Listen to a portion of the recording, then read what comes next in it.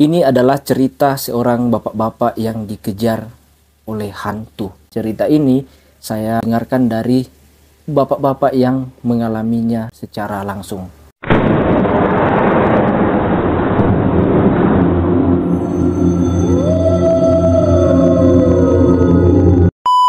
Jadi pada suatu hari, si bapak yang sebut saja dia Pak Bambang, dia pergi meninggalkan rumahnya. Bukan untuk kabur dari sang istri dan tanggung jawab, tetapi si Pak Bambang ini pergi meninggalkan rumahnya untuk mengambil sebuah alat bangunan yang sudah dipesannya di toko bangunan yang kebetulan berada di desa tetangga. Jadi itu berarti si bapak ini akan pergi ke desa tetangga. Pada waktu itu masih sore, sekitaran jam 4 sore, dan diperkirakan untuk perjalanan dari desa Pak Bambang ke desa tetangga itu sekitaran 1 jam lebih. Sebenarnya jarak antara desa Pak Bambang dan desa tetangga ini cukup dekat, tetapi akan terasa lama dan akan sangat lama karena Pak Bambang ini hanya berjalan kaki dari rumahnya ke desa tetangga tersebut.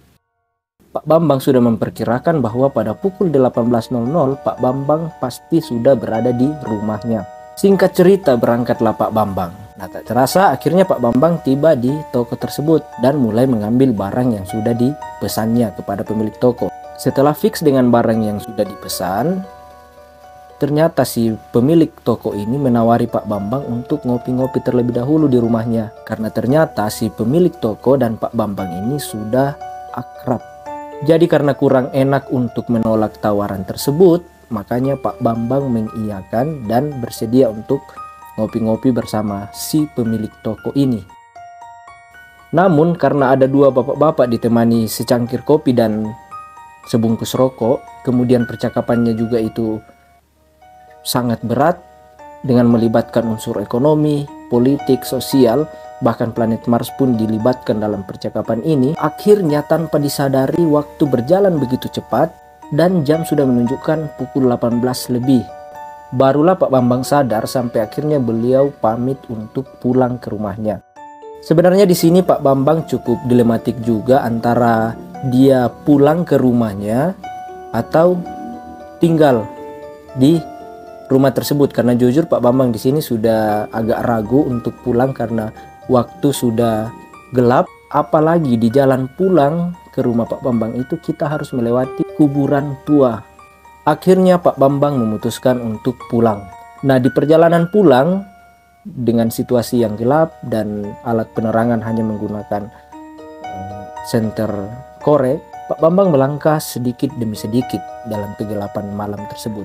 Dan sampai akhirnya Pak Bambang berpapasan dengan sepasang suami istri yang sudah tua. Namun anehnya mereka berjalan tanpa alat penerangan satupun.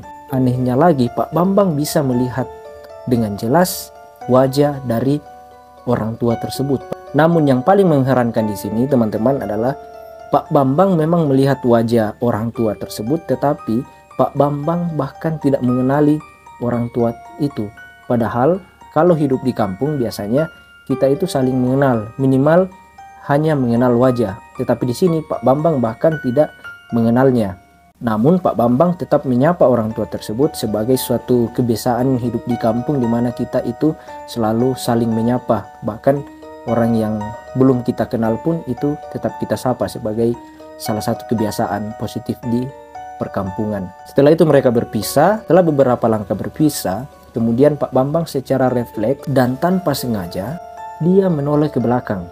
Dan pada saat dia menoleh itulah terjadi keanehan yang tidak akan bisa dijelaskan secara logika. Ternyata saat menoleh ke belakang, Pak Bambang tidak melihat siapa-siapa. Di senter pun hasilnya nihil. Seolah-olah sepasang orang tua itu lenyap di telan bumi. Kemudian disinilah Pak Bambang baru kaget dan merasa takut. Dan bersamaan dengan itu tiba-tiba terdengar suara kaki yang seolah-olah berlari di atas gunung.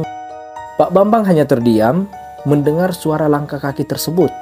Sampai akhirnya dia kaget karena suara kaki itu mulai terdengar sangat keras dan jelas di telinga Pak Bambang. Seketika Pak Bambang berlari sambil berteriak dan berharap kalau ada warga yang mendengarkan. Namun apa daya, rumah warga masih sangat-sangat jauh. Dalam kondisi ini Pak Bambang hanya bisa berlari sekuat tenaga karena ternyata suara langkah kaki itu terasa semakin keras, semakin dekat dan ikut mengejar Pak Bambang. Jadi Pak Bambang semakin dia berlari, maka langkah kaki itu semakin terdengar di samping telinganya. Dan anehnya lagi, bukan hanya suara langkah kaki yang terdengar, tetapi juga suara burung yang bunyinya tidak karuan, semakin menambah ketakutan dari si Pak Bambang tersebut. Setelah berlari cukup lama, akhirnya Pak Bambang menemukan rumah pertama di desa tersebut. Dan kebetulan sekali ada beberapa anak muda yang sedang nongkrong di rumah itu. Pak Bambang hanya bisa berteriak minta tolong. Anak muda itu kemudian menghampiri Pak Bambang dan menolongnya. Setelah kondisi Pak Bambang mulai normal, barulah ia menceritakan apa yang dia alami kepada para pemuda tersebut. Namun para pemuda sudah mengetahui dan sudah menebak dari awal, karena ternyata di hari-hari sebelumnya, tepatnya di 1 hari sebelum kejadian Pak Bambang ini, juga terjadi peristiwa yang sama, namun dialami oleh orang lain. Singkat cerita, akhirnya Pak Bambang pun pulang dan sampai di rumahnya. Namun semenjak kejadian itu, Pak Bambang jatuh sakit. Bahkan menurut kesaksiannya, Pak Bambang terbaring di tempat tidur, ya, itu selama sekitar 2 bulan lamanya. Jadi Pak Bambang setelah mengalami kejadian ini, dia jatuh sakit sampai berbulan-bulan. Menurut informasi, dia sakit sekitar kurang lebih 2 bulanan. Namun alhamdulillahnya sekarang Pak Bambang sudah sehat walafiat. Bahkan beliau sudah bisa berbagi pengalamannya di tongkrongan bapak-bapak tersebut. Cukup sekian cerita tentang Pak Bambang dan hantu kakek-kakek. Semoga kisah ini bisa menghibur teman-teman. Sampai jumpa.